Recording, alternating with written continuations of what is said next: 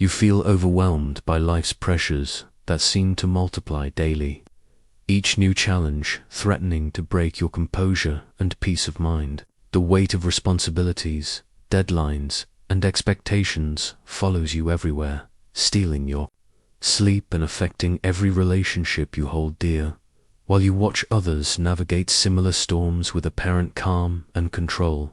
I am Marcus Aurelius, the philosopher emperor who maintained unshakable inner strength while bearing the weight of the most powerful empire in history, governing through plagues, wars, and the constant burden of millions of lives depending on my decisions. The Stoic principles I developed in my private meditations will give you a fortress of calm that no external pressure can penetrate. Using the same mental disciplines that sustained me through the darkest times of Roman history, whether you're ruling an empire or managing your daily life, the fundamentals of inner mastery remain constant.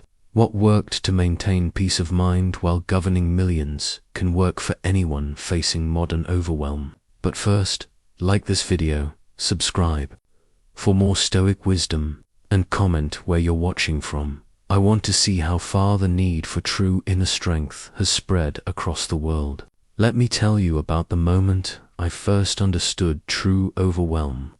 It was March 7th, 161 AD, and I was standing in the Senate House wearing the purple cloak of absolute power for the first time. The weight of that fabric felt heavier than any armor I had ever worn into battle.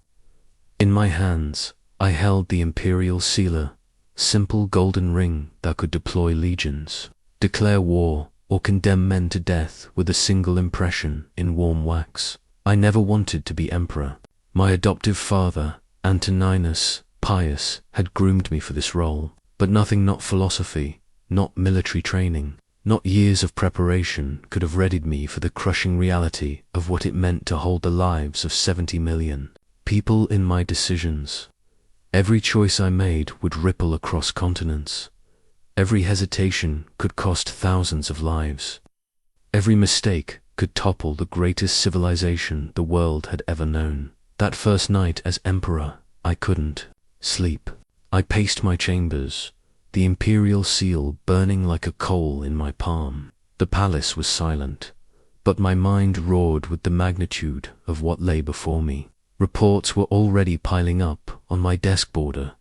Troubles with Germanic tribes, plague spreading through the eastern provinces, grain shortages in Egypt, political unrest in Gaul. Each scroll represented thousands of lives hanging in the balance, waiting for my wisdom to guide them. I remember sinking into my chair, overwhelmed by a paralysis I had never experienced.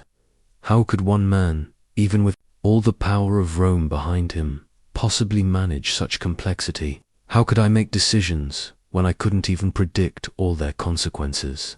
The philosophical principles I had studied seemed suddenly abstract and useless against this tsunami of responsibility. But here's what I realized in that dark hour, what transformed not just my reign, but my entire understanding of how to handle overwhelming circumstances.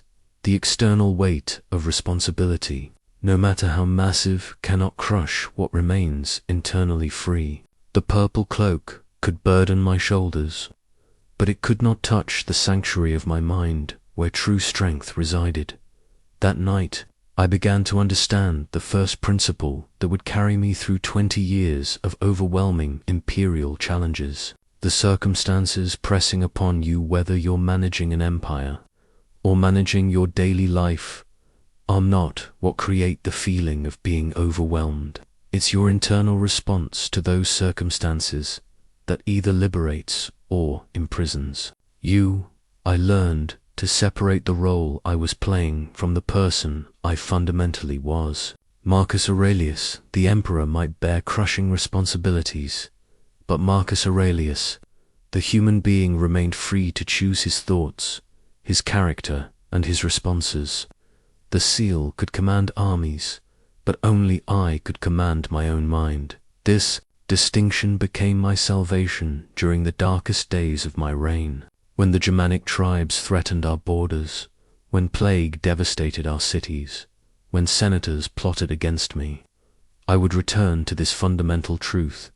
External circumstances, no matter how overwhelming, could only affect me to the degree that I allowed them to penetrate my inner citadel. You face your own version of the imperial seal every day. Maybe it's the crushing weight of work deadlines, family responsibilities, financial pressures, or health concerns. Like me, you might feel paralyzed by the magnitude of what you're expected to handle. But remember this: the weight you feel is not coming from the circumstances themselves. It's coming from your belief that you must control outcomes that are largely beyond your control. The purple cloak taught me that true strength comes not from managing every external detail, but from maintaining perfect mastery over the one thing that remains eternally yours, your response to whatever life places before you. If you think your current challenges are overwhelming, let me tell you about governing an empire while watching it die from within. The Antonine Plague struck in 165 AD, just 4 years into my reign, and it would test every philosophical principle I thought I understood about handling life's pressures. The reports came first from the eastern provinces, entire legions falling, sick, trade routes abandoned, cities becoming ghost towns. Then it spread westward like a merciless tide. Within months, the disease had reached Rome itself. I would wake each morning to scrolls listing the dead, senators, soldiers, citizens, even members of my own household. The numbers became so staggering they lost all meaning. We estimate 5 million died across the empire. 1 in 14 of my subjects simply ceased to exist. I remember standing on the palace balcony one evening, watching smoke rise from the countless funeral pyres dotting the city. The smell of death hung over Rome like a shroud. My advisors pressed me for solutions I didn't have, for decisions that seemed impossible. How do you maintain an empire when the empire itself is dissolving? How do you project strength when you feel utterly helpless? The most devastating moment came when the plague claimed my composure, an adoptive brother, Lucius Verus. I had sent him to manage our eastern campaigns, and the disease took him on his return journey. Standing beside his funeral pyre, I felt the weight of not just personal grief, but cosmic injustice. Here was a good man, a capable leader, struck down by forces completely beyond our control. All our power, all our planning, all our imperial might useless against an invisible enemy. That night, I nearly broke. The philosopher emperor, who was supposed to have answers, sat alone in his chambers, overwhelmed by the apparent meaninglessness of it all.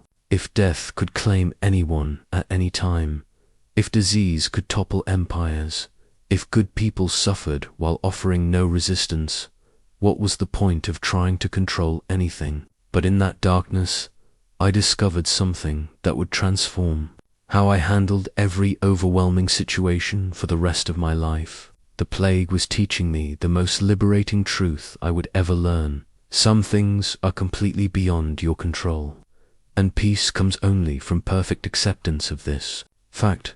I could not stop the plague. I could not save every life.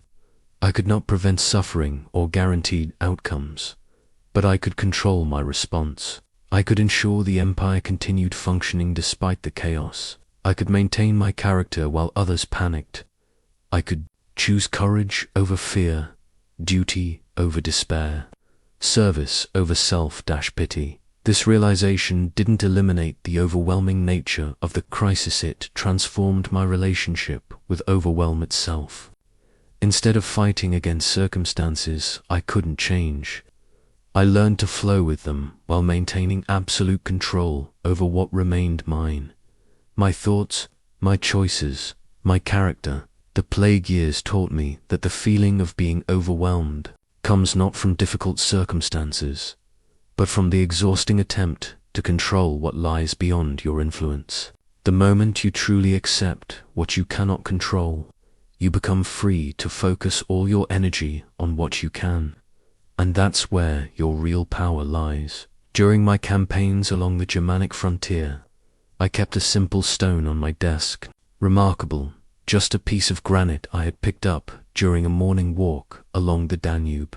But that stone became my teacher in building what I came to understand as the most impregnable fortress any human can construct, the inner citadel of the mind. Every evening in my tent, surrounded by the chaos of military campaigns and the weight of imperial decisions, I would hold that stone and practice what became my most powerful weapon against overwhelm. While my generals planned battles for territory we could gain or lose, I was mapping out the one territory that could never be conquered by any external force, the sacred space of my own consciousness. Let me share with you what I discovered about this inner fortress that exists within every human being. Your mind contains a sanctuary that no external pressure can penetrate. No deadline can storm its walls. No criticism can breach its defenses. No failure can occupy its space. This citadel exists beyond the reach of circumstances, beyond the power of other people, beyond the ups and downs of fortune. Most people never discover this inner sanctuary because they spend their entire lives focused outward, trying to control events, manage other people's opinions, and force circumstances to align with their wishes. They build their sense of security on things that can be taken away: wealth, health, relationships, status, success. When these external supports are threatened, they feel overwhelmed because they've never learned to retreat to the one place that remains eternally secure. I learned to access this inner citadel through a simple but profound practice. Whenever external pressures mounted, whether from barbarian invasions, political intrigue, or personal loss, I would close my eyes and withdraw my attention from the outer world. I would remind myself, the universe is change, our life is what our thoughts make it. In this inner space, I discovered something remarkable. All the chaos and complexity that felt overwhelming in the external world simply couldn't follow me inside.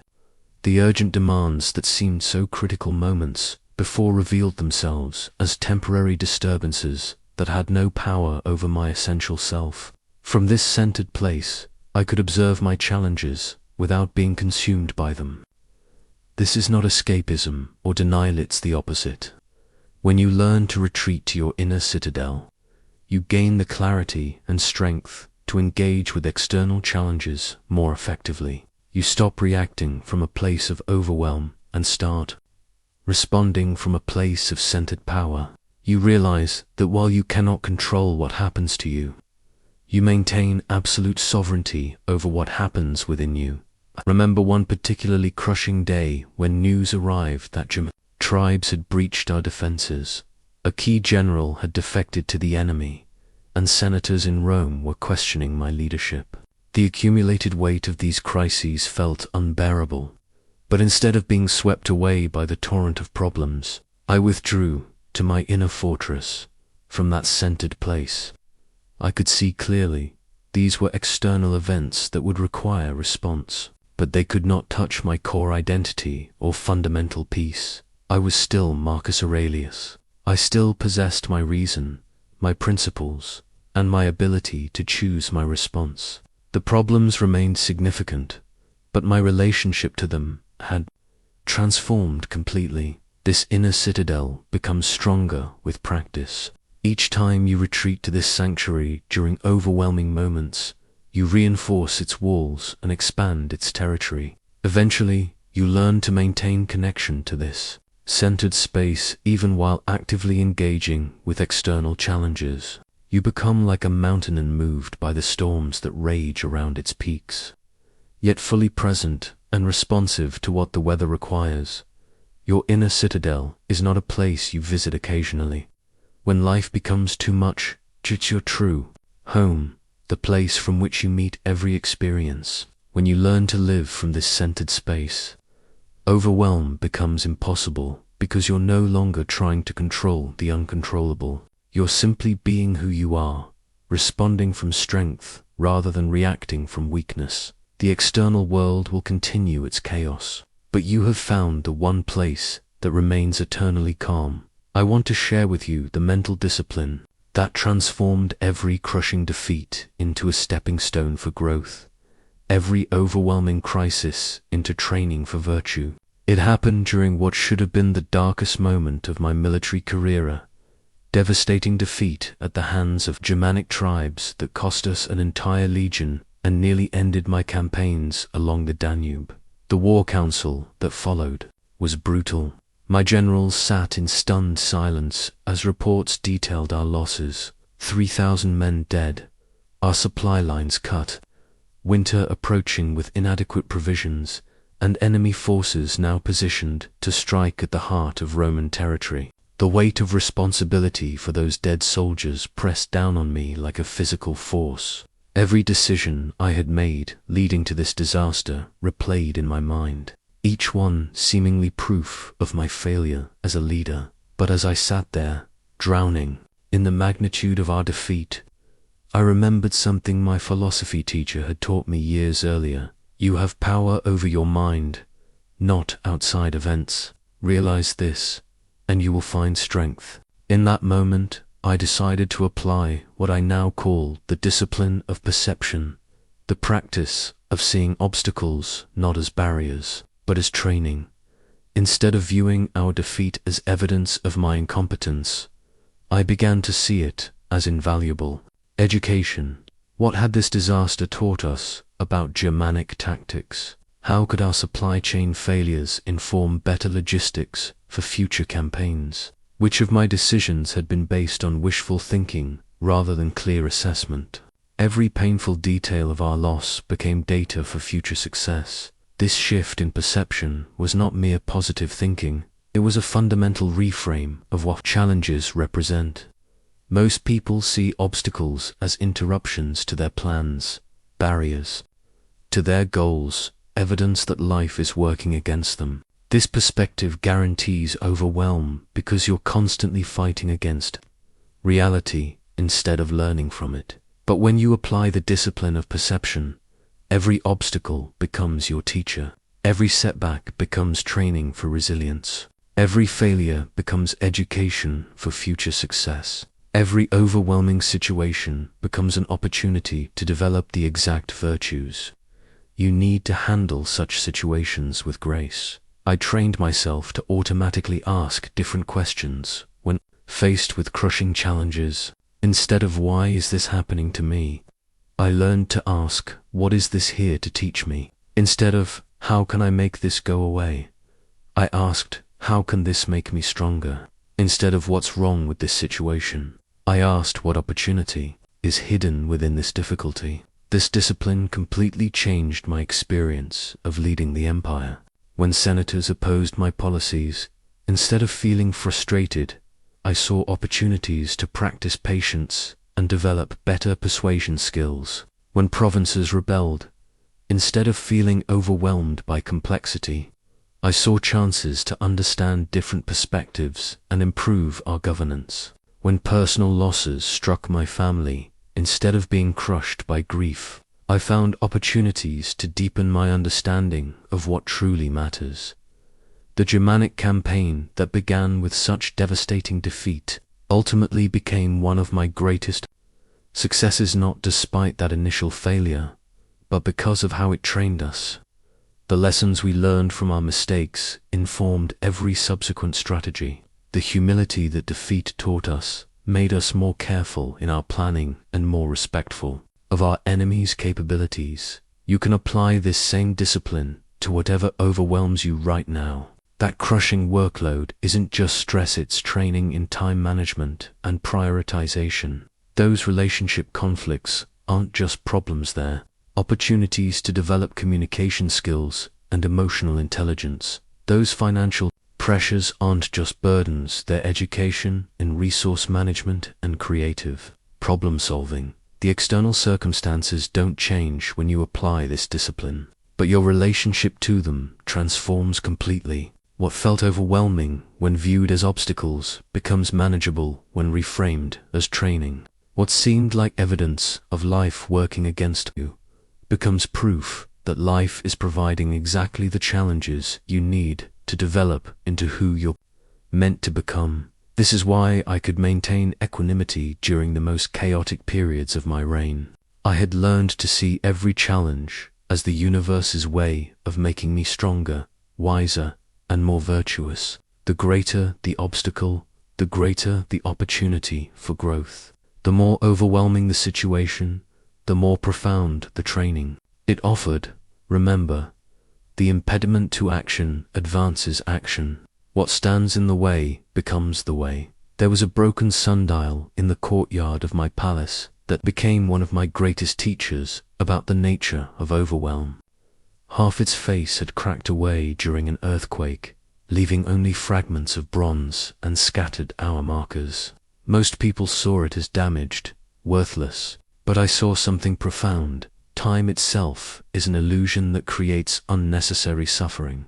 I used to spend hours staring at that broken timepiece, understanding finally why I felt overwhelmed by the magnitude of ruling an empire. It wasn't the actual decisions I had to make in any given moment that crushed MIT, was the weight of all the decisions I imagined I would have to make in the future.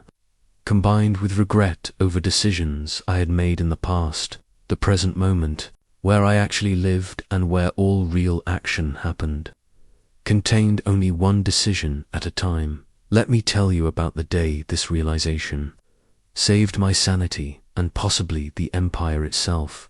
I was facing what seemed like an impossible convergence of crises. Germanic tribes threatening our northern borders, plague still ravaging our eastern provinces, a grain shortage causing riots in Rome, and news that my trusted general Marcus Aurelius had died unexpectedly, leaving our military leadership in chaos. As I sat in my study with scrolls covering every surface inch, one demanding immediate attention, each one representing thousands of lives hanging in the balance, I felt that familiar, crushing weight of infinite responsibility. My mind raced between past mistakes that had contributed to these problems and future catastrophes that would unfold if I didn't solve everything perfectly. The sheer magnitude of what needed to be handled felt impossible for any human mind to contain. Then I remembered the broken sundial and asked myself a simple question. What decision do I actually need to make right now, in this present moment? Not tomorrow, not next week, not in response to some imagined future crisis. Now the answer was startlingly simple. I needed to read the scroll in front of me and decide how to respond to it. That was all. Not everything at once. Not the perfect solution to all problems simultaneously. Just one decision about one specific situation in this present moment. I picked up the nearest scroller report about grain supplies. I read it completely, considered the options, and made a decision about grain distribution. Then I set it aside and picked up the next scroll. One decision at a time. One moment at a time, one response at a time. What I discovered changed everything about how I handle overwhelming situations. The present moment never contains more than you can handle, because the present moment contains only what is actually happening right now. Overwhelm is always a mental creation that comes from trying to live in multiple time zones simultaneously, carrying the past and future into a present that was designed to hold only itself. Anxiety about the future cannot exist in the present moment, because the future is not here.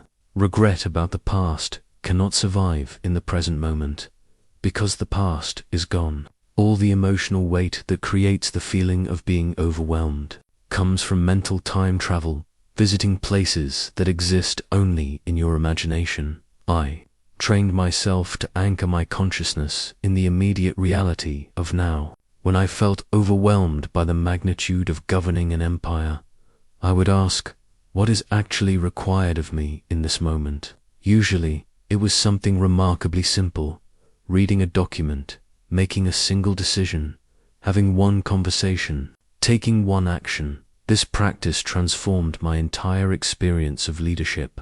Instead of carrying the psychological weight of ruling 70 million people, I learned to experience the simple reality of making one decision at a time for whoever needed my attention in the present moment. The empire didn't become less complex, but my relationship to its complexity became manageable. You can apply this same principle to whatever overwhelms you. That crushing workload is not actually happening to you right now. It's happening in your imagination of the future right now.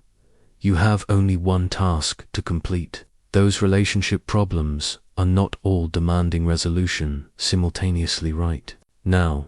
You have only one conversation to have, one response to give. The broken sundial taught me that time is always now, and now is always manageable. I want to show you the map that changed everything, not a map of territories or trade routes, but a strategic chart I drew during the darkest period of the Marcomannic Wars that divided all of existence into two categories and eliminated overwhelm from my life forever.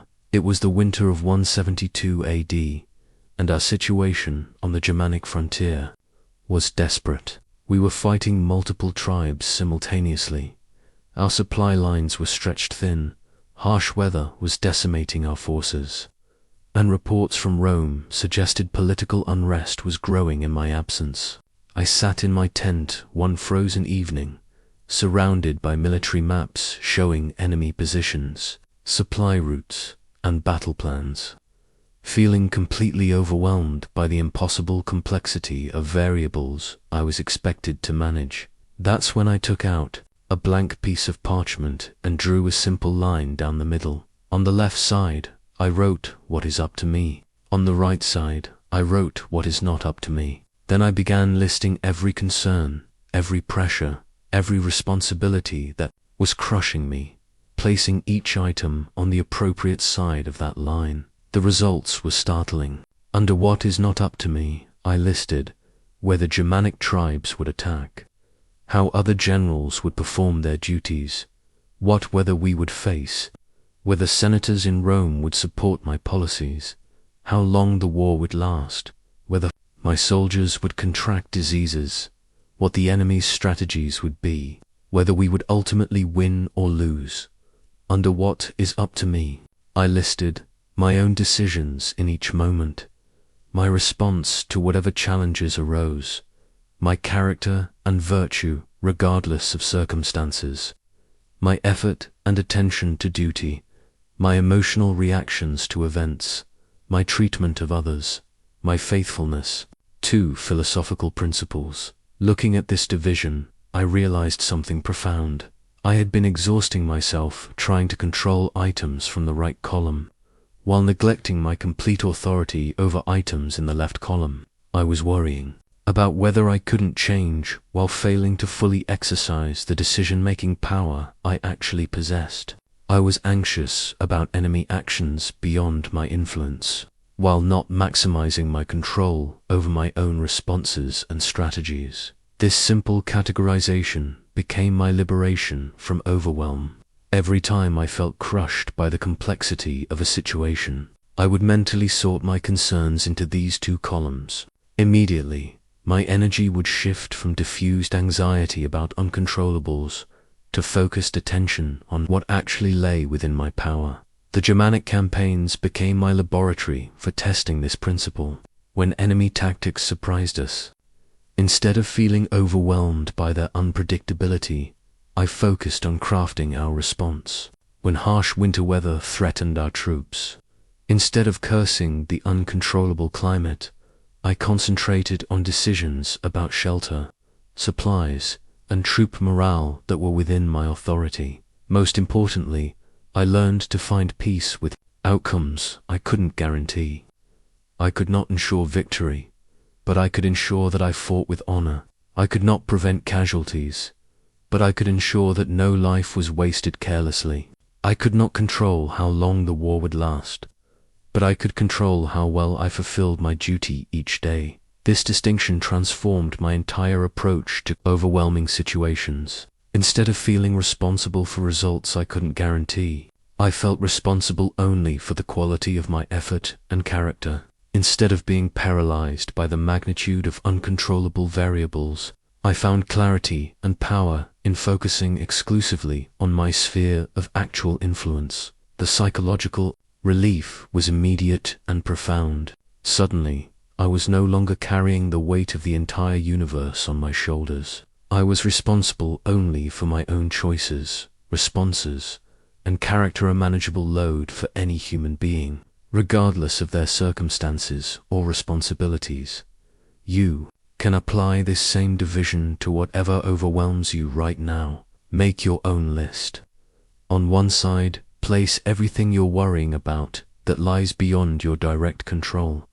Other people's opinions, economic conditions, your company's decisions, family members' choices, health outcomes, timing of opportunities. On the other side, place what remains completely within your power, your effort, your responses, your character, your daily choices, your attention and focus. I guarantee you'll discover the same thing I did. Most of your emotional energy is being wasted on the uncontrollable column, while the controllable column where your real power lies is being neglected. The moment you redirect your attention from what you cannot influence to what you can, overwhelm disappears because you're no longer trying to do the impossible. This principle didn't make my challenges easier, but it made them manageable. I still faced the same complex problems, but I was no longer crushing myself by trying to control outcomes beyond my influence.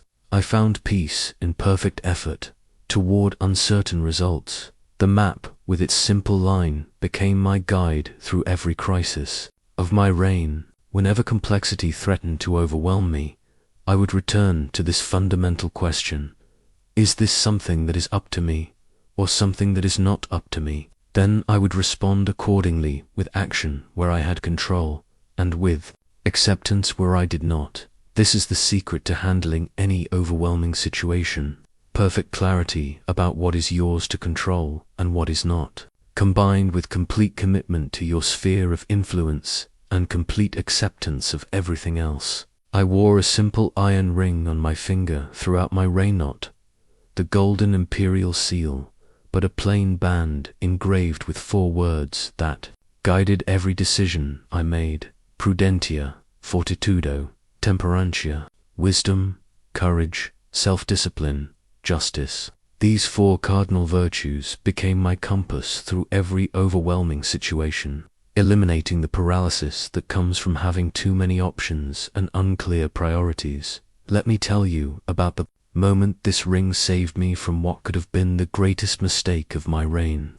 I was facing a decision about how to handle a massive rebellion in the eastern provinces. Multiple advisors presented conflicting strategies. Some urged swift military action, others recommended political negotiations, still others suggested economic incentives. Each option had merit, each had risks, and the consequences of choosing poorly could destabilize the entire empire. For days, I wrestled with the complexity of variables, troop movements, supply costs, political ramifications, timing considerations, potential enemy responses. The sheer number of factors to consider was overwhelming. I felt paralyzed by the weight of making the perfect decision in an imperfect situation with incomplete information. Then, I looked down at my ring and asked a simple question: what would virtue do? Not what would be most clever, most expedient, most politically advantageous, or most likely to succeed, but what would be most virtuous. Suddenly, the decision became clear. Justice demanded that I understand the rebels' grievances before responding with force. Wisdom required that I seek counsel from those who understood the local culture. Courage meant facing the situation directly rather than delaying. Self-discipline meant choosing the harder path of negotiation over the easier path of military suppression. By filtering the decision through virtue, I found clarity in complexity. Instead of being overwhelmed by infinite strategic options, I had a reliable framework for choosing. The decision that emerged from this process, a combination of diplomatic engagement and measured military pressure, ultimately resolved the rebellion with minimal bloodshed and lasting peace. This became my standard practice. For every overwhelming decision, when faced with complexity that threatened to paralyze me, I would consult my internal compass. What response would demonstrate wisdom? What action would require true courage? What choice would show proper self-discipline? What decision would serve justice? Virtue eliminates overwhelm because it provides absolute clarity about priorities. You no longer waste energy debating what you should value already know. You're not paralyzed by competing options because you have an unshakable standard for evaluation. You don't suffer from decision fatigue because your choices flow naturally from consistent principles. I discovered that most overwhelming situations become manageable when viewed through the lens of character rather than outcome. Instead of asking what will guarantee success, I learned to ask what will strengthen my virtue. Instead of how can I avoid all negative consequences, I asked how can I respond with integrity regardless of results. This shift transformed my entire experience of leadership. I was no longer crushed by the impossible task of predicting and controlling all outcomes. I was simply committed to the achievable goal of maintaining my character regardless of circumstances. I could control my virtue even when I couldn't control the results of applying it. The ring reminded me that virtue is the only true good, the only thing that cannot be taken from you by external circumstances. Wealth can be lost, health can fail, relationships can end, positions can be stripped away, but your character remains yours to choose in every moment. When you build your sense of security on virtue rather than outcomes, you become unshakable. During the plague years, when I couldn't save every life, I focused on responding with justice and wisdom to each decision about resource allocation. During military campaigns, when I couldn't guarantee victory, I concentrated on leading with courage and prudence. During political crises, when I couldn't control other people's actions, I maintained my commitment to temperance and fairness. This approach didn't eliminate difficult circumstances, but it eliminated the overwhelm that comes from unclear priorities and shifting values. No matter how complex the situation, I always knew what mattered most, responding in a way that honored virtue. This gave me a foundation of calm certainty, even in the midst of chaotic uncertainty. You can apply this same principle to whatever overwhelms you. Instead of being paralyzed by competing priorities and endless options, filter your choices through virtue. What response would demonstrate your highest values? What action would you respect yourself for taking, regardless of the outcome?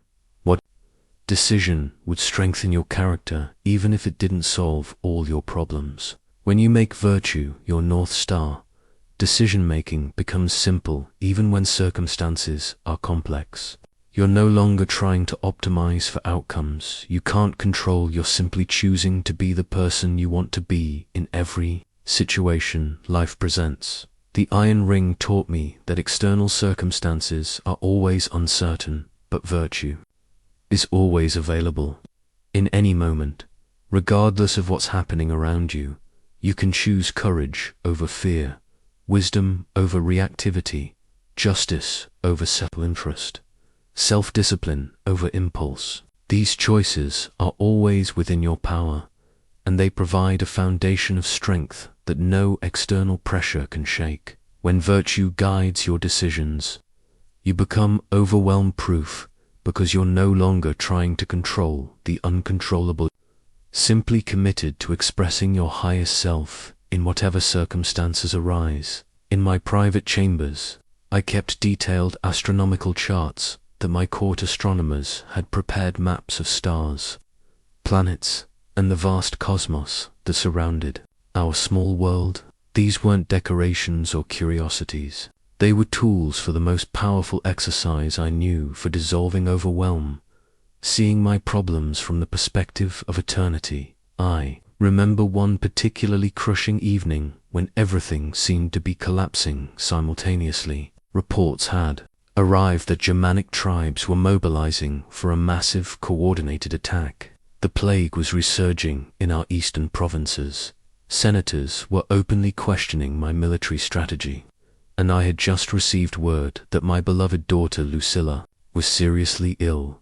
The weight of these converging crises felt unbearably, each one demanding immediate attention, each one carrying enormous consequences. As I sat at my desk, paralyzed by the magnitude of what faced me, my eyes fell on the star charts. I began to imagine myself rising above my immediate circumstances, gaining altitude from my problems like an eagle ascending from the forest floor. First, I saw myself from across the room, then from above the palace, then above Rome itself. From this elevated view, I could see the city as a small collection of buildings beside a river. My problems, which had seemed so enormous moments before, began to shrink in proportion.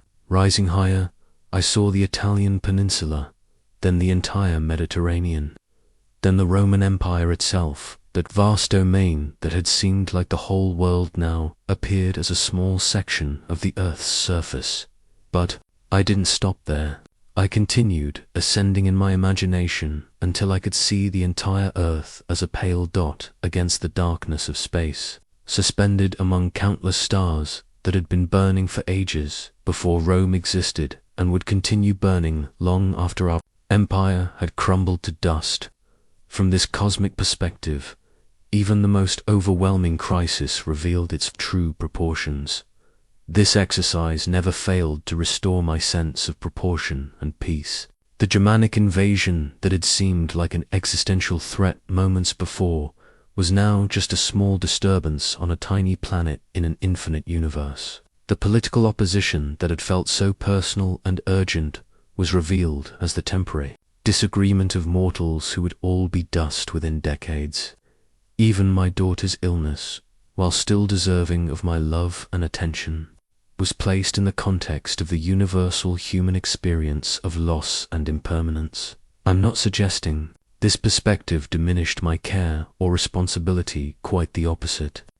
By seeing my challenges in their cosmic context, I was freed from the paralysis of overwhelm and could respond more effectively. When you're not crushed by the imagined enormity of your problems, you can think more clearly about solutions. This view from above became my regular practice during the most stressful periods of my reign.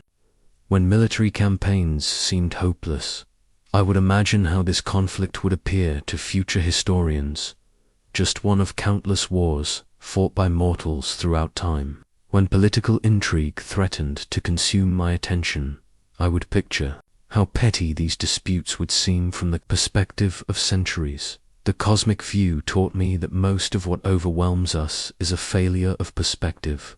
We magnify temporary difficulties into permanent disasters. We treat local problems as universal catastrophes. We mistake immediate pressures for eternal realities. But when you step back far enough, even the most crushing challenges reveal themselves as brief episodes in the vast drama of existence. I learned to ask myself, how will this matter in 100 years? In 1,000 years? In the context of the cosmos itself? Usually, the answer was humbling. This crisis that felt so enormous would barely register as a footnote in the sweep of time. This didn't make it unimportant, simply returned it to its proper proportions. You can use this same exercise with whatever overwhelms you right now. Imagine yourself rising above your immediate situation until you can see it from an increasingly distant perspective. How would your current stress appear to someone viewing it from across the city, from space, from the perspective of eternity itself? This practice doesn't eliminate your challenges, but it eliminates the emotional magnification that makes them feel impossible to handle. Problems that seemed overwhelming from ground level become manageable when viewed from sufficient altitude. Crises that felt permanent reveal themselves as temporary disturbances in the larger flow of existence. The star charts in my chamber reminded me nightly that we live in a vast ancient universe where countless generations have faced their own overwhelming challenges, and somehow persevered. The stars that guided ancient navigators still shine in the same patterns. The cosmos continues its majestic dance. Regardless of our small human dramas, this perspective doesn't diminish the importance of your life or your challenges. It places them in a context that makes them workable rather than overwhelming. When you remember that you're part of something infinitely larger than your current problems, you find the strength to handle whatever life places before you. The view from above taught me that overwhelm is always a matter of perspective, and perspective is always a matter of choice. I kept a collection of coins on my desk, not valuable currency, but simple bronze pieces I had minted to honor soldiers who died under my command. Each coin bore the face of a man who would never return home, never see his family again, never worry about the petty concerns that once seemed so important to him. These memorial coins became my most powerful teachers about what truly matters when life feels overwhelming. The practice of memento mori, remembering death, might seem morbid to those who haven't discovered its liberating power, but I learned that confronting mortality directly is the fastest way to dissolve the artificial urgency that creates overwhelm in our daily lives. When you truly accept that your time here is limited and uncertain, most of what stresses you reveals itself as unworthy of your precious attention. I remember the morning I received news that my close friend and advisor, Junius Rusticus, had died suddenly in his sleep. As I held the message in my hands, I felt the familiar wave of grief that accompanies any significant loss. But along with the sadness came something unexpected, a profound clarity about what deserved my energy, and what did not. The political maneuvering that had been consuming my thoughts the previous day suddenly seemed trivial. The criticism from senators that had been troubling my sleep appeared laughably insignificant. The complex military logistics that had felt overwhelming just hours before became simple matters to be handled efficiently. Death had reminded me that everything I was worrying about was temporary, but the time I was spending worrying was irreplaceable. That evening, I began a practice that would transform my relationship with stress forever. I would hold one of the memorial coins and imagine it was my own face engraved there. I would contemplate the reality that someday, perhaps sooner than I expected, die, too, would be nothing but a memory honored on a piece of bronze. My current worries, my pressing deadlines, my overwhelming responsibilities would all be inherited by someone else, while I became dust. This wasn't a depressing exercise. It was the most energizing practice I ever developed. Remembering that my days were numbered made each day more precious. Accepting that my time was limited made me more selective about how I spent it. Understanding that my worries were temporary made them less capable of disturbing my peace. I learned to ask myself, if I knew I had only 1 month to live, would this concern that's overwhelming me right now deserve even a moment of my attention? Usually, the answer was no. The criticism, the setbacks, the political games, the minor failures of these would matter to a dying man. What would matter were the relationships I had cultivated, the character one had developed, the service I had provided, the love I had shared. Death became my advisor in prioritization. When multiple urgent demands competed for my attention, I would consider which ones would matter if I were reviewing my life from my deathbed. The report about grain prices in Egypt, or the conversation with my son about his character development, the letter from a senator demanding political favors, or the evening spent reflecting on philosophical principles. The choice became obvious. When viewed through the lens of mortality, this practice didn't make me reckless or indifferent to my responsibilities. If anything, it made me more focused and effective. When you're not wasting energy on trivial concerns, you have more energy available for what truly matters. When you're not paralyzed by the imagined permanence of your problems, you can respond to them more skillfully. I noticed that people who never contemplate death are often overwhelmed by circumstances that wouldn't disturb someone who had learned to live with mortality in mind. They treat temporary setbacks as permanent disasters because they've never developed the perspective that comes from accepting life's fundamental impermanence. The memorial coins reminded me that every morning I woke up was a gift that thousands of good men would never receive again. This awareness didn't fill me with dread. It filled me with gratitude and urgency to use each day well. Problems that might have overwhelmed me when I thought I had unlimited time became manageable when I remembered that time itself was precious and finite. I began to see overwhelming situations as opportunities to practice dying well, to demonstrate the character and virtues I wanted to embody if these challenges were my last. How would I want to be remembered responding to this crisis? What legacy would this decision create? What kind of person would I prove myself to be under pressure? You can apply this same lens to whatever overwhelms you right now. Imagine yourself at the end of your life, looking back on this current period of stress. Will you remember these worries as significant, or will they fade into irrelevance compared to the relationships, character, and service that defined your time here? What would you want your response to current challenges to reveal about who you truly are? Death is not the enemy of life, it's the teacher that shows us what life is for. When you live with mortality in mind, overwhelm becomes impossible because you're too busy making each day count to waste energy on what doesn't matter.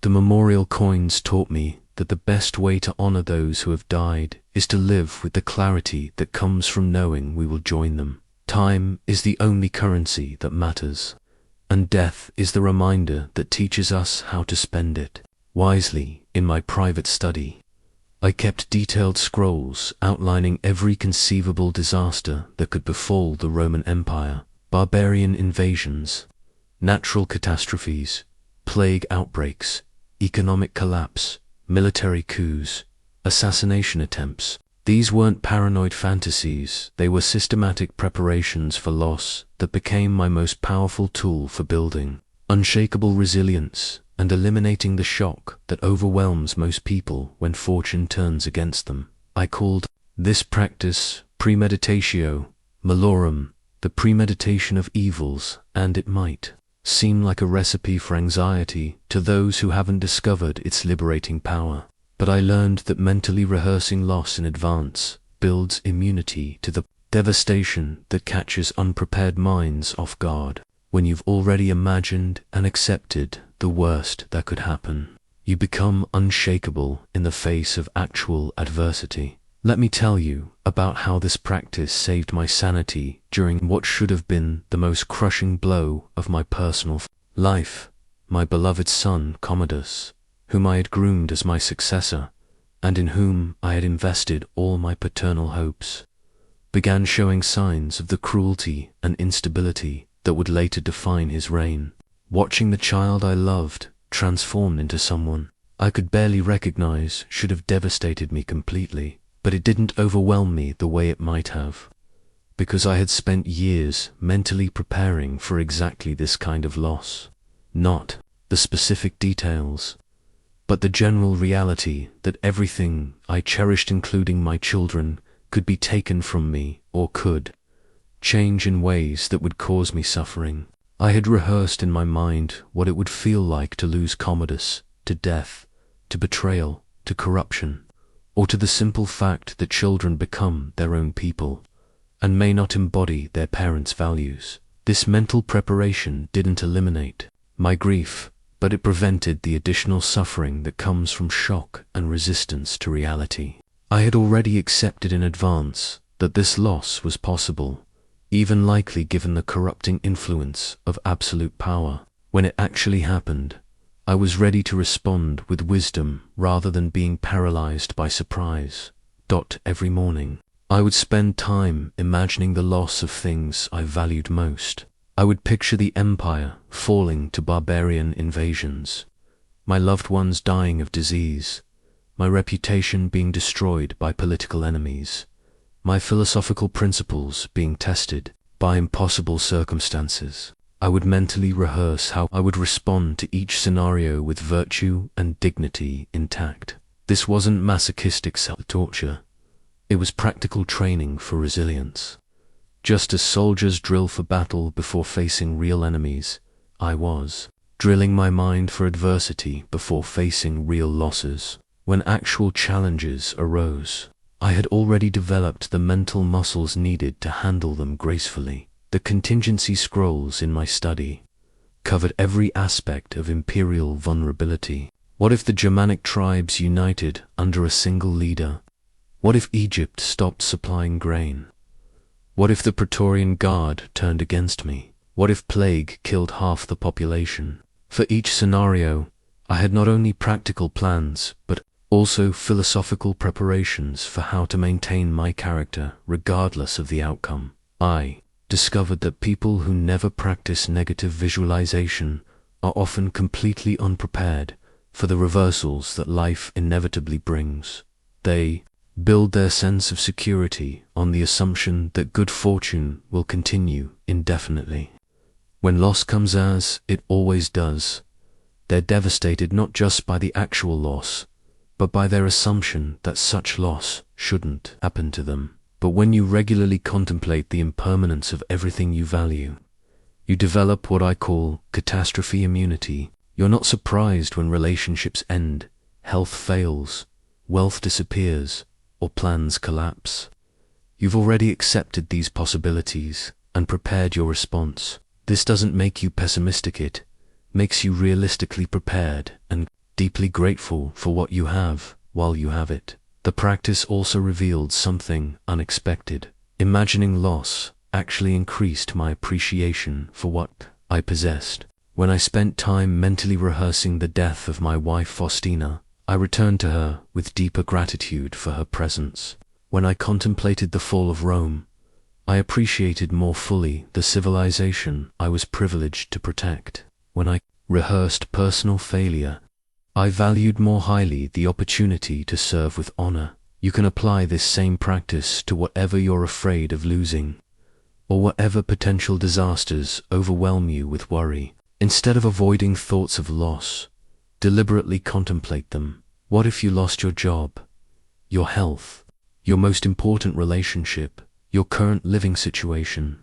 How would you respond while maintaining your character and values? This mental rehearsal serves two purposes. It prepares you to handle actual loss with grace, and it immunizes you against the overwhelming anxiety that comes from constantly trying to avoid thinking about loss. When you've already mentally processed the worst-case scenarios, they lose their power to terrorize you with surprise. The contingency scrolls taught me that the fear of loss is almost always worse than the actual experience of loss, and that minds prepared for adversity can handle anything life presents. When you stop running from the possibility of loss and start preparing for it philosophically, you become truly free from the desperate clinging that creates so much unnecessary suffering. Negative visualization isn't pessimism, practical wisdom that transforms potential devastation into manageable reality.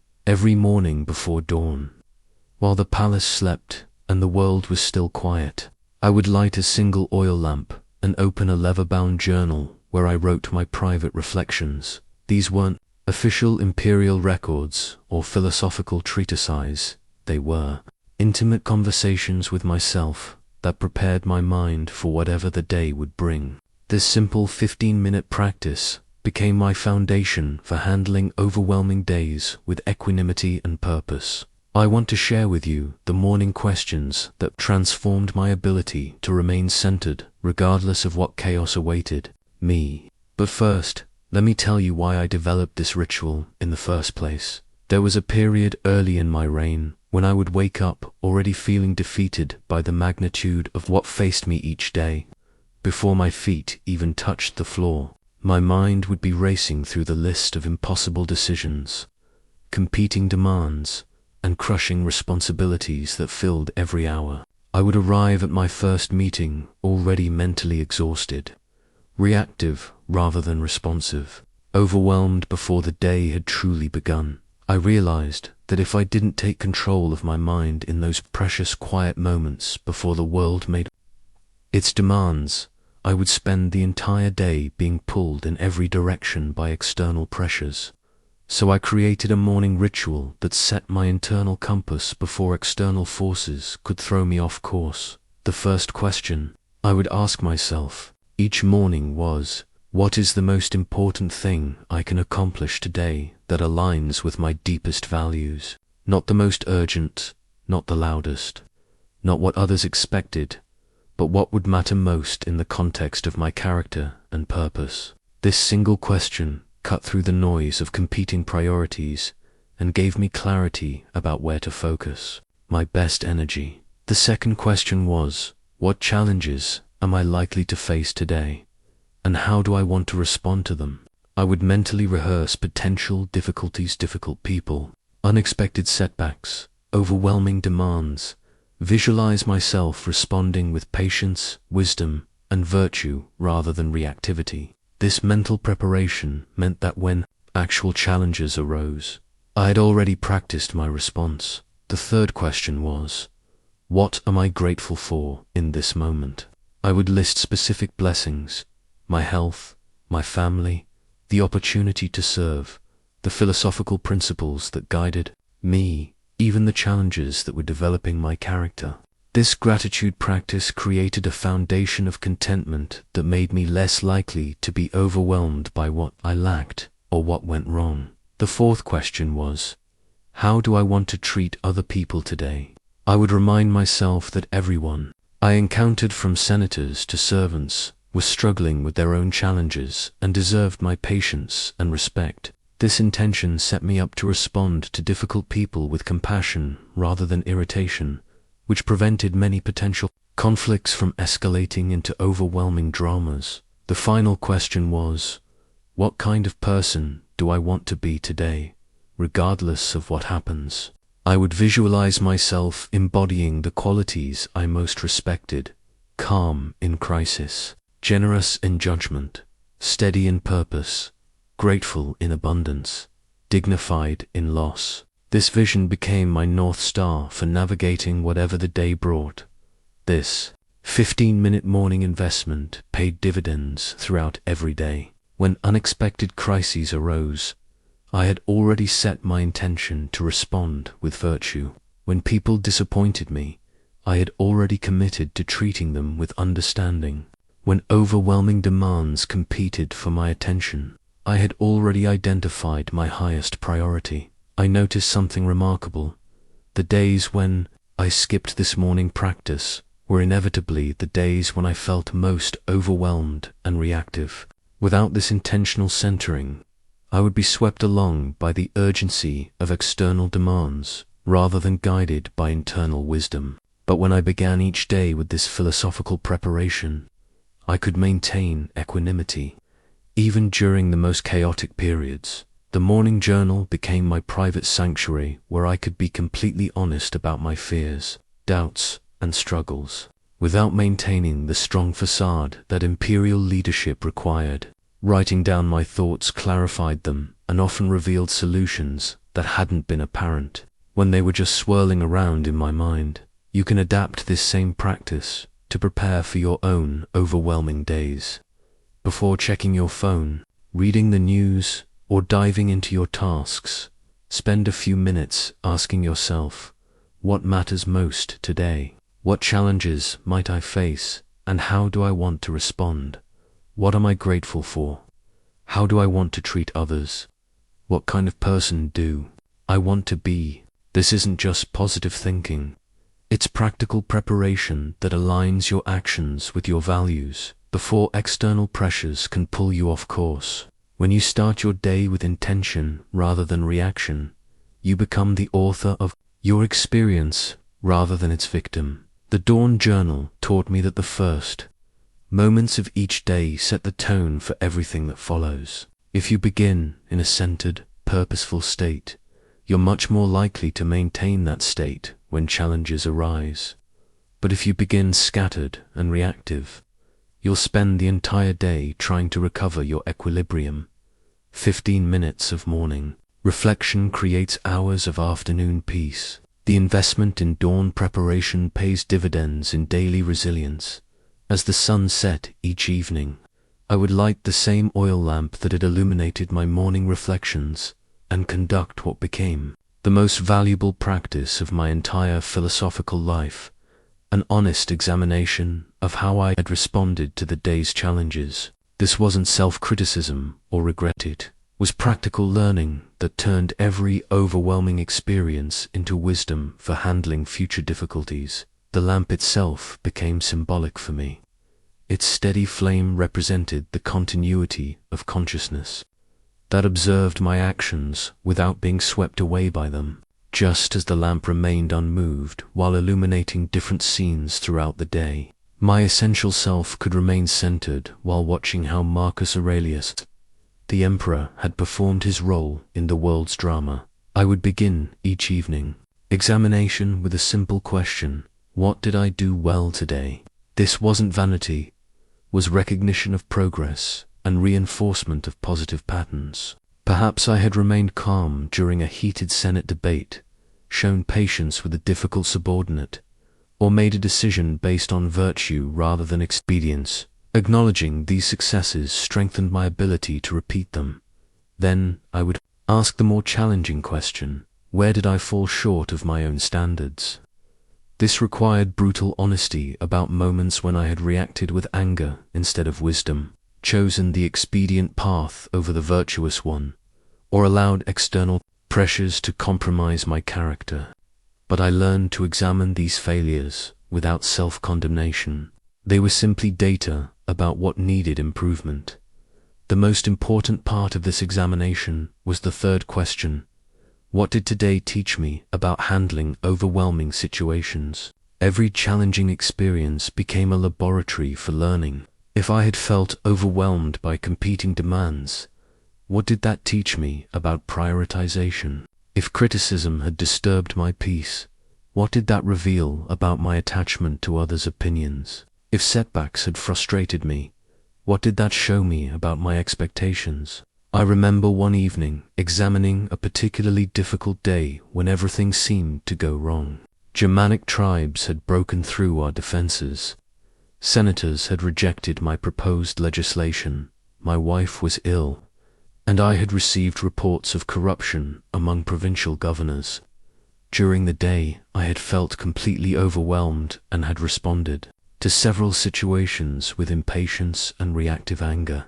As I sat by lamplight reviewing these failures, I could see clearly what had happened. I had abandoned my philosophical center and tried to control outcomes that were beyond my influence. I had taken external events personally when they were simply the natural flux of existence. I had forgotten my own teaching about the dichotomy of control and had exhausted myself trying to manage the unmanageable. But instead of berating myself for these mistakes, I treated them as valuable education.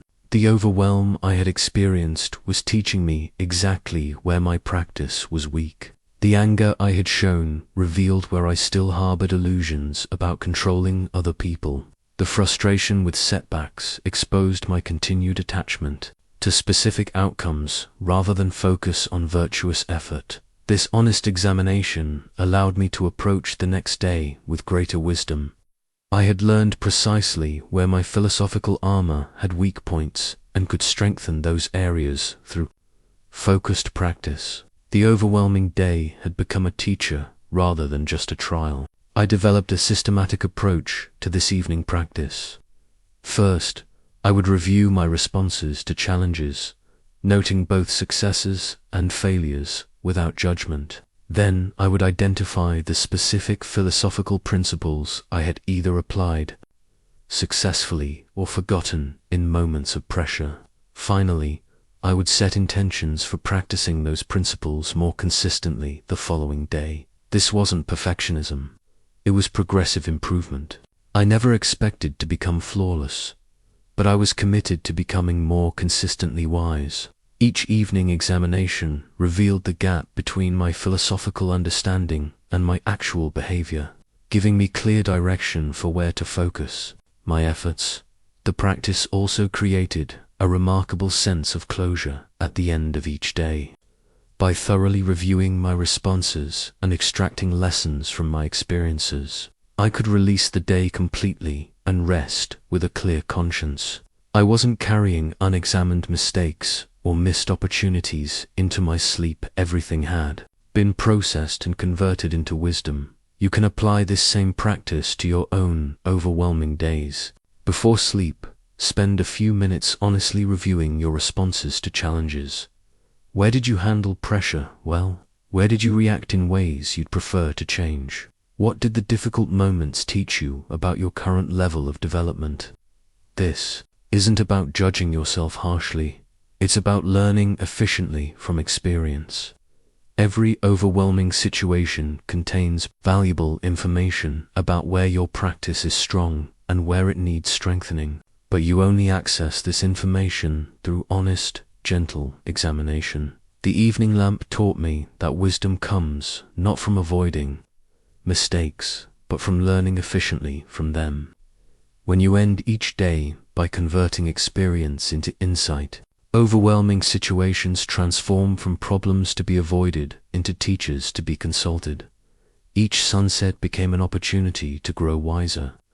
Each challenge a chance to develop greater resilience. The lamp's steady flame reminded me that beneath all the day's drama, the observer remained calm and could always choose to learn rather than simply endure. On my desk, I kept a roster of Roman senators, not just their names and positions, but detailed notes about their personalities, motivations, and the particular ways each one challenged my patience.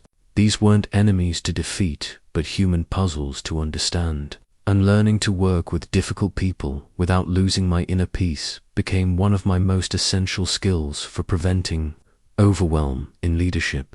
At the top of this list was Avidius Cassius, a brilliant general who possessed every quality I admired: courage, competence, dedication to Rome, except loyalty to me personally. His criticism was constant, his ambition transparent, and his barely concealed contempt for my philosophical approach to leadership made every interaction a test of my equanimity.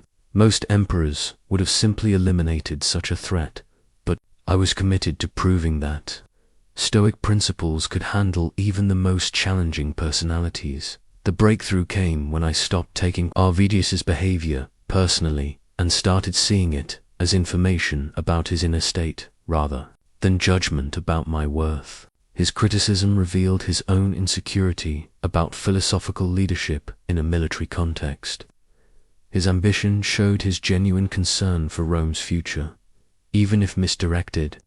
His contempt masked fear that intellectual approaches might weaken the empire he loved. When I shifted my perspective from how can I change this difficult person to how can I understand what drives this person's behavior, everything changed. Avidius didn't become less challenging, but he stopped being able to overwhelm me with frustration because I was no longer fighting against his nature, I was working with it. I developed a systematic approach to difficult people that eliminated most of the emotional drama that typically makes such relationships overwhelming. First, I would remind myself that other people's behavior is always about them, never about me. Their criticism, anger, or unreasonable demands reflect their internal state, their fears, their unmet needs, not an accurate assessment of my worth or competence. Second, I would look for the legitimate concern beneath the difficult behavior. Angry senators usually had valid worries about policy, even if they expressed those worries poorly. Demanding generals often had real strategic concerns, even if they communicated them disrespectfully. Unreasonable advisors frequently possessed useful information, even if they delivered it in overwhelming ways. Third, I would respond to the legitimate concern while ignoring the problematic delivery. If a senator criticized my military strategy with personal attacks, I would address the strategic questions without defending against the attacks.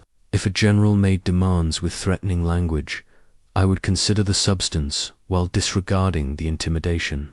This approach often diffused conflicts before they could escalate into overwhelming drama. The most important insight was understanding that difficult people are usually suffering in some way. Their challenging behavior is often an attempt to manage their own overwhelm, fear, or pain. When I approached them with this understanding, I could respond with compassion rather than defensiveness, which prevented their difficulties from becoming my difficulties. I remember a particularly challenging interaction with a group of senators who were furious about my decision to negotiate with Germanic tribes rather than simply destroying them. They surrounded me after a Senate session, hurling accusations of weakness, betrayal of Roman values, and incompetent leadership.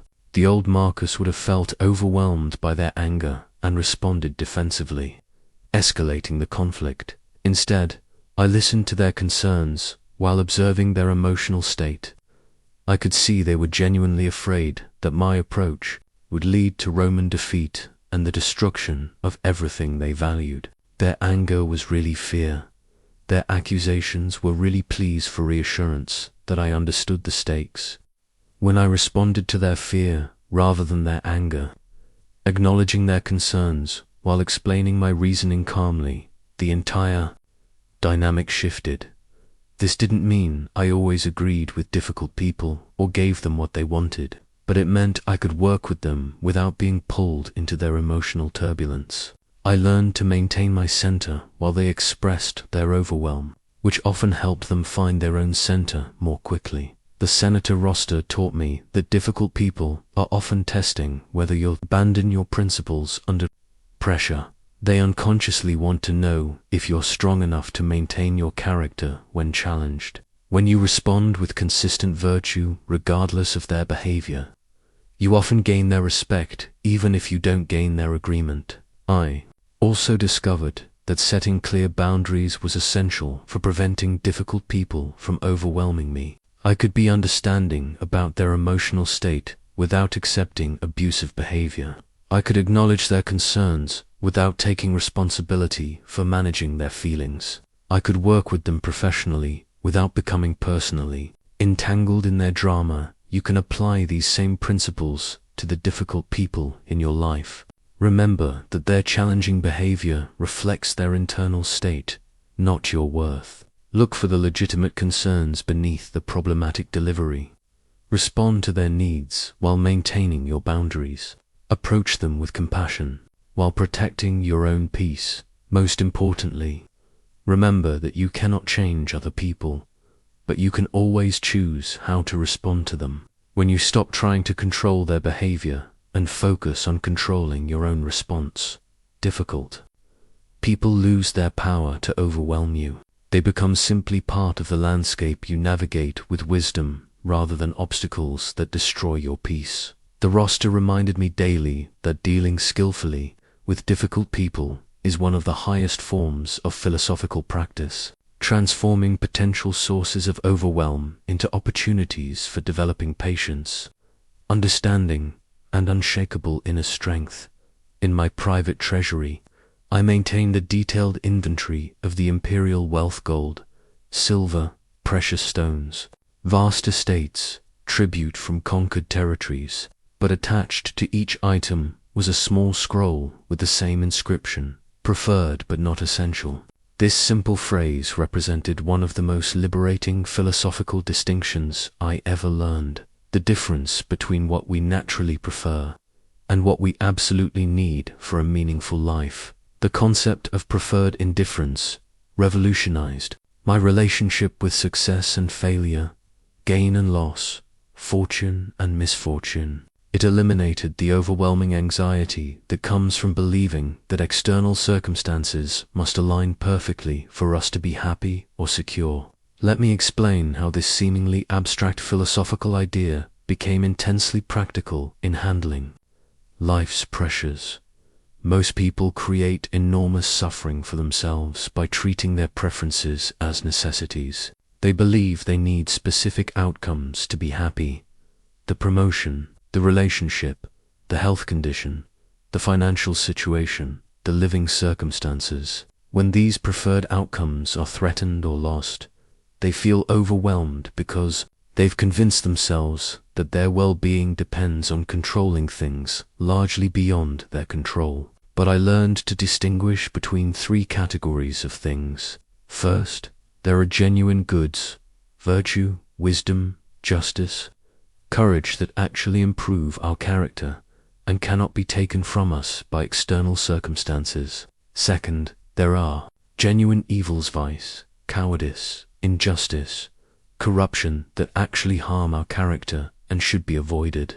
Third, there are preferred indifference, health rather than sickness, wealth rather than poverty, success rather than failure, that we naturally prefer, but that cannot actually make us better or worse people. This distinction freed me from the desperate clinging that creates so much overwhelm.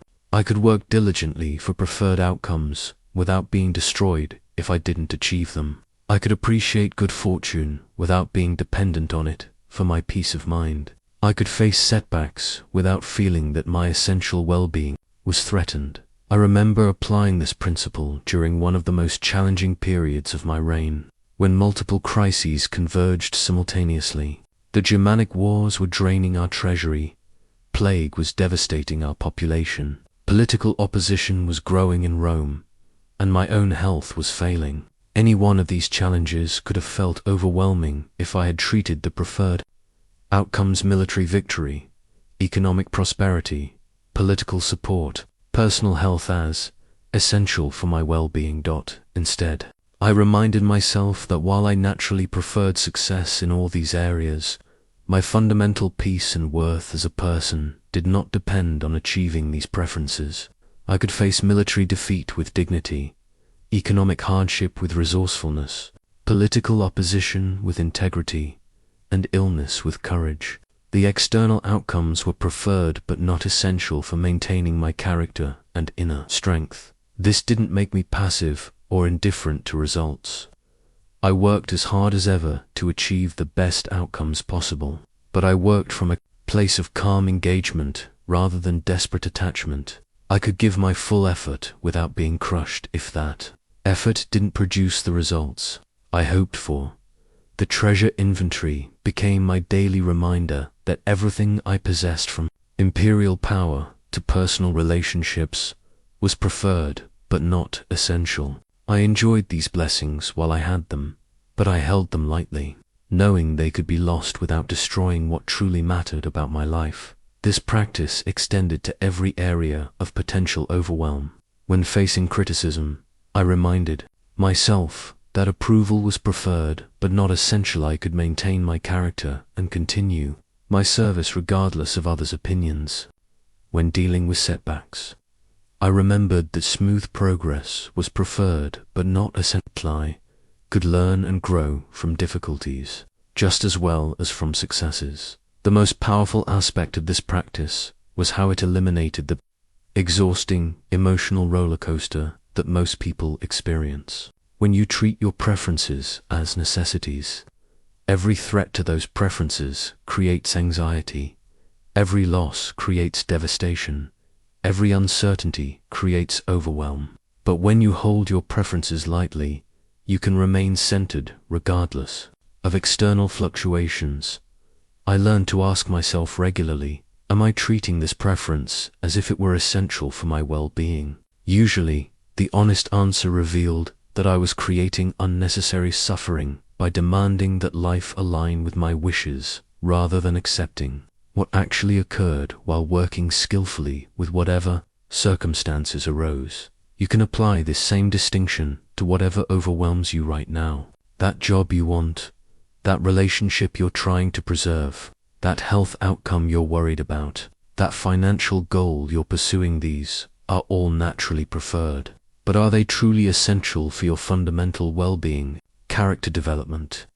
When you learn to hold your preferences lightly while pursuing them wholeheartedly, you become free from the overwhelming anxiety that comes from believing you must control outcomes to be happy. You can engage fully with life's challenges without being crushed when things don't go according to your plans. The treasury scrolls reminded me daily that the only things truly essential for a meaningful life, are virtue and character. Everything else, no matter how much we might prefer it, is ultimately bonus rather than necessity. This understanding transformed potential sources of overwhelm into simply preferred outcomes that I could work toward without attachment to results. When you stop demanding that life give you what you prefer and start appreciating whatever life actually provides while maintaining your character, overwhelm becomes impossible because you're no longer trying to control the uncontrollable. You're simply being the best person you can be within whatever circumstances arise. I wore a simple medallion beneath my imperial robes, a bronze disc engraved with the image of interlocking circles representing the fundamental interconnectedness of all existence. This symbol reminded me daily of what the Greeks called the cosmic web that connects every part of the universe to every other part. Understanding this connection became my most powerful antidote to the isolation and overwhelm that comes from believing you must face life's challenges alone. When I felt crushed by the weight of governing 70 million people, the medallion would remind me that I was not a separate individual struggling against an indifferent universe, but a single note in a vast symphony, a single thread in an infinite tapestry. My struggles were not personal punishments, but part of the universal experience of growth and change that every conscious being shares. This understanding transformed my relationship with overwhelming circumstances completely. Instead of feeling singled out by difficulties, I began to see them as my participation in the cosmic process of development. Every challenge I faced was training, not just for my own growth, but for my ability to serve the larger whole of which I was part. I remember a period when everything seemed to be falling apart simultaneously: military defeats, economic troubles, family tragedies, health problems. The accumulated weight of these difficulties felt unbearable when I viewed them as personal afflictions happening to Marcus Aurelius, the individual. But when I shifted my perspective to see them as part of the universal pattern of challenge and growth that shapes all beings, they became manageable. The pain didn't disappear, but the overwhelm did. I was no longer fighting against my circumstances as if they were mistakes in the cosmic order, was accepting them as my specific role in the larger drama of existence. Just as a soldier serves the army by facing his particular battle, I was serving the universe by facing my particular challenges with virtue and wisdom. This perspective eliminated the self-pity that often makes difficult situations overwhelming. Why should I be exempt from the struggles that every conscious being faces? Why should my life be easier than what others experience? The universe wasn't picking on me, it was including me in the same process of growth through adversity that has shaped every noble character throughout history. I learned to see my overwhelming responsibilities not as burdens placed unfairly on my shoulders, but as opportunities to contribute to the greater good. The Germanic tribes threatening our borders weren't just my problem. They were a challenge that the universe was presenting to humanity through me. My response would affect not just Rome, but the entire trajectory of human development. This cosmic perspective also revealed something remarkable about support and strength. When I felt overwhelmed and alone, I would remember that I was connected to every wise person who had ever lived, every courageous soul who had ever faced adversity, every seeker who had ever struggled to live with virtue. Their strength was available to me because we were all part of the same universal consciousness expressing itself through different forms. The medallion reminded me that when I developed patience through dealing with difficult people, I was strengthening patience in the universe itself. When I maintained courage during frightening situations, I was adding courage to the cosmic reservoir of virtue. When I chose wisdom over reactivity, I was contributing to the universal movement toward greater consciousness. This understanding made even my failures meaningful. When I fell short of my ideals, I wasn't just disappointing myself, was providing the universe with information about what doesn't work. contributing to the cosmic learning process that helps all beings grow. My mistakes became data for the greater good rather than evidence of personal inadequacy. You can access this same source of strength and perspective when you feel overwhelmed by life's challenges. Remember that you're not facing your difficulties alone. You're participating in the universal experience of growth through adversity that connects you to every being that has ever struggled to become better. Your current overwhelm is not a personal punishment, but your specific contribution to the cosmic process of development. The universe is learning through your experience, growing through your choices, expanding through your responses to challenge. You're not separate from this process. You are this process expressing itself in your particular form. When you remember your connection to all things, overwhelm becomes impossible because you're no longer trying to handle infinite responsibility. As a finite individual, you're simply playing your part in an infinite system that supports your growth while using your growth to support the whole. The medallion taught me that no one faces their challenges alone because no one exists alone. We are all expressions of the same universal consciousness, all notes in the same cosmic symphony, all threads in the same infinite tapestry. When you align yourself with this truth, you tap into a source of strength that can handle any challenge life presents. Your struggles matter not just to you, but to the entire universe, which is counting on your growth to fuel its own evolution toward greater wisdom, love, and consciousness. The commander's baton on my desk was more than a symbol of military authority, was a reminder that wisdom without action is useless, and that the paralysis of overthinking often creates more suffering than imperfect movement forward. I learned that one of the greatest sources of overwhelm is not the complexity of situations themselves, but the endless analysis that prevents us from taking decisive action when clarity is impossible but movement is necessary. There were countless moments during my reign when I faced decisions with incomplete information, uncertain outcomes, and enormous consequences.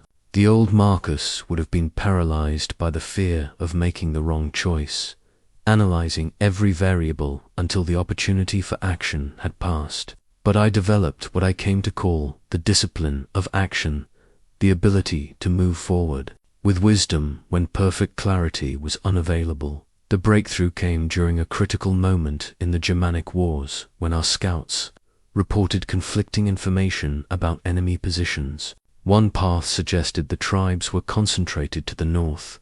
Another indicated they had split into multiple smaller groups.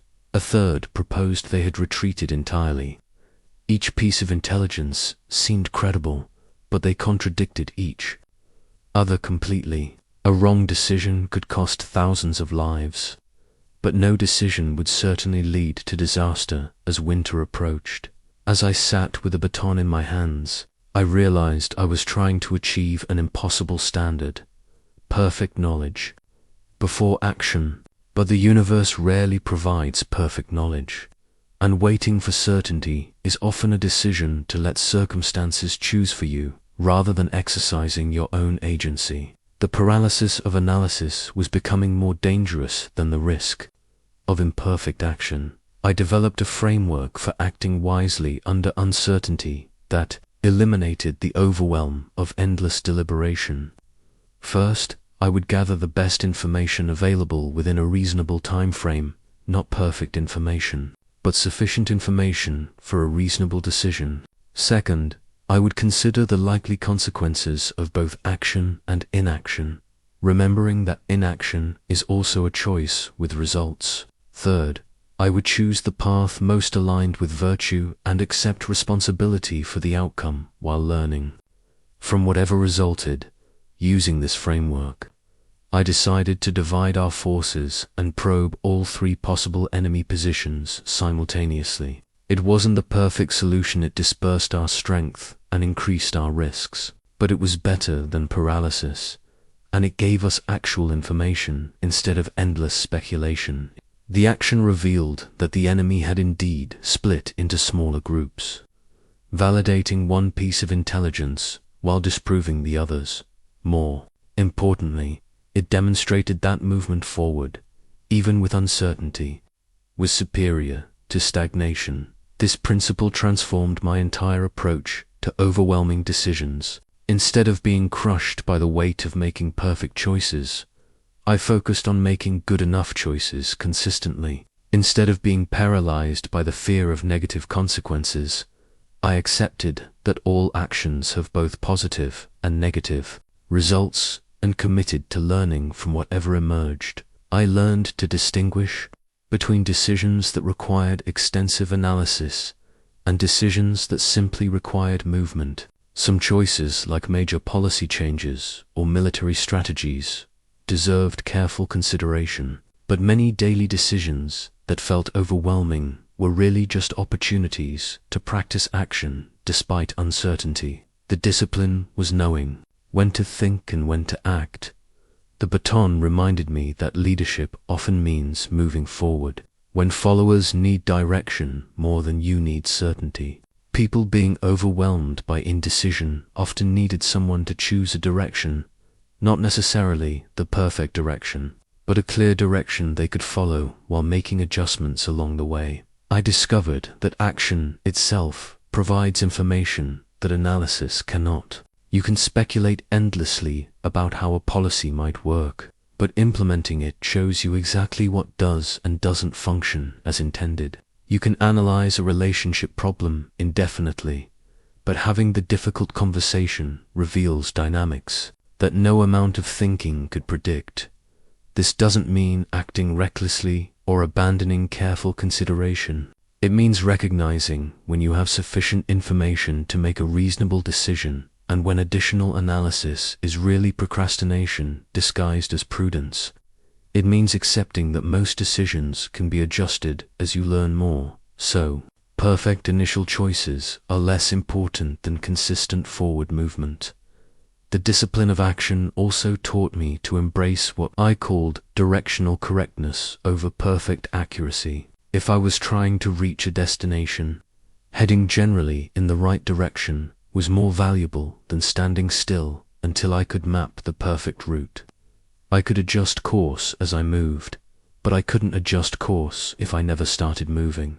You can apply this same discipline to whatever decisions overwhelm you. Ask yourself, do I have enough information to make a reasonable choice? What are the likely consequences of action versus inaction? Which option aligns best with my values? Then move forward while remaining open to course corrections as you learn more.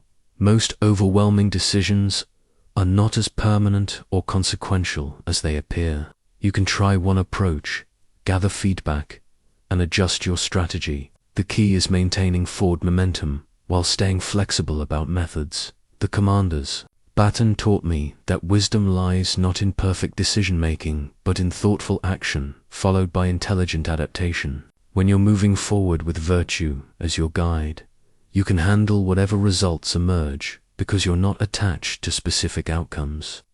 You're committed to responding wisely to whatever reality presents. Action defeats overwhelm because it transforms uncertain possibilities into concrete realities you can work with. Movement forward, even imperfect movement, is almost always superior to paralysis, disguised as careful consideration.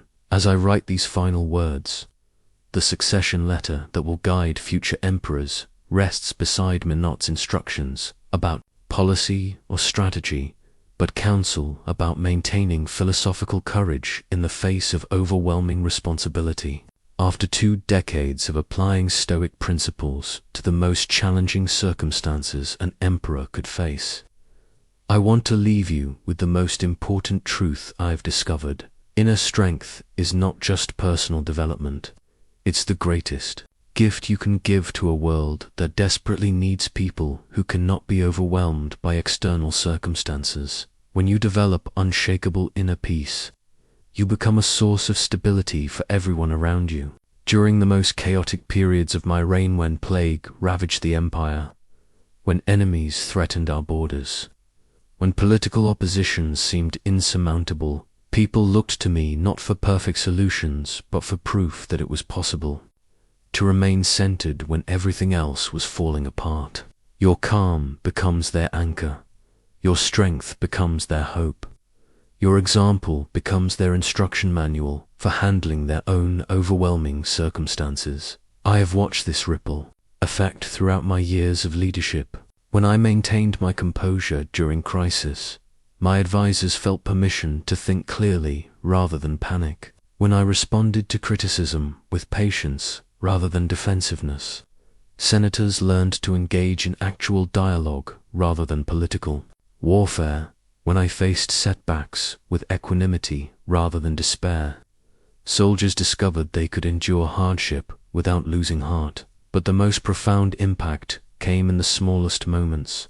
A servant who watched me treat everyone with equal respect despite my imperial position learned to value his own dignity. A young senator who observed me acknowledge mistakes without defensiveness found the courage to admit his own errors and grow from them. A general who saw me maintain principles under pressure chose integrity over expedience in his own difficult decisions.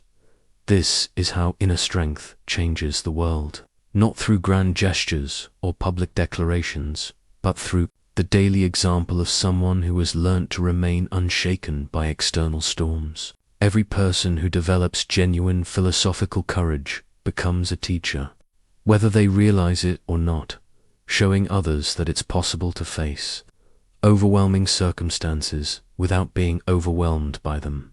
The succession letter I'm writing contains no instructions about military tactics or economic policy. Those situations will change, but the need for inner strength will remain constant. Instead, I'm recording the principles that have sustained me through every challenge, the distinction between what is up to us and what is not, the practice of seeing obstacles as training, the discipline of focusing on virtue rather than outcomes, the wisdom of accepting what cannot be changed while taking full responsibility for what can be influenced. These principles work not because they eliminate difficult circumstances, but because they transform your relationship with difficulty itself. When you stop demanding that life be easier and start becoming stronger, you discover capacities you never knew you possessed.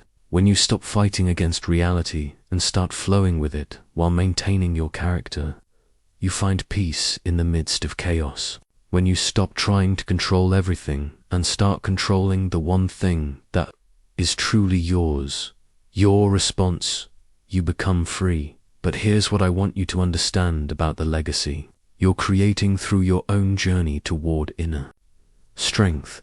Every moment you choose wisdom over reactivity, courage over fear, acceptance over resistance, you're not just improving your own life, you're adding to the sum total of wisdom and strength available to humanity. You're proving to everyone who knows you that overwhelming circumstances don't have to create overwhelmed people. The children who watch you handle stress with grace learn that it's possible to remain calm under pressure. The colleagues who observe you respond to criticism with thoughtfulness rather than defensiveness discover that conflict can be navigating with dignity. The friends who see you face setbacks without losing hope find evidence that resilience is possible even in the darkest times. This is why developing inner strength is not selfish self-improvement. It's one of the most generous acts you can perform. In a world where most people are overwhelmed by circumstances much less challenging than governing an empire, your example of unshakable centeredness becomes a gift to everyone seeking proof that peace is possible regardless of external conditions. My final counsel to you is this: commit fully to this practice, not just for your own well-being, but for the well-being of everyone whose life will be touched by your example. The world needs people who cannot be shaken, who respond to pressure with wisdom, who face uncertainty with courage, who meet adversity with virtue intact. You have within you right now everything necessary to become such a person. The same principles that sustained an emperor through plague, war, political upheaval, and personal tragedy can sustain you through whatever challenges you face. The same practices that maintained my peace of mind while governing 70 million people can maintain your peace of mind while managing your own life's complexities. But remember this above all: the goal is not to eliminate overwhelming circumstances from your life. The goal is to become the kind of person who cannot be overwhelmed by any circumstances. When you achieve this transformation, you become living proof that inner freedom is possible, that wisdom is practical, that strength can be developed, and that peace can be maintained regardless of what the external world presents. This is your legacy to leave, the demonstration that human beings can rise above their circumstances through the cultivation of virtue and the practice of philosophy. This is your gift to the world, the example of someone who has learned to meet life's challenges from a place of centered strength rather than reactive overwhelm. The succession letter will ensure that future emperors understand their most important responsibility, not managing external circumstances perfectly, but maintaining inner character consistently. I pass this same responsibility to you, not to control your world, but to govern yourself with such wisdom and strength that you become a source of stability and inspiration for everyone whose life intersects with yours. This is how inner strength creates lasting change, one person at a time, one example at a time, one moment of centered response at a time, until the world is populated with people who cannot be overwhelmed by external circumstances because they have learned to draw their strength from the inexhaustible well of virtue within.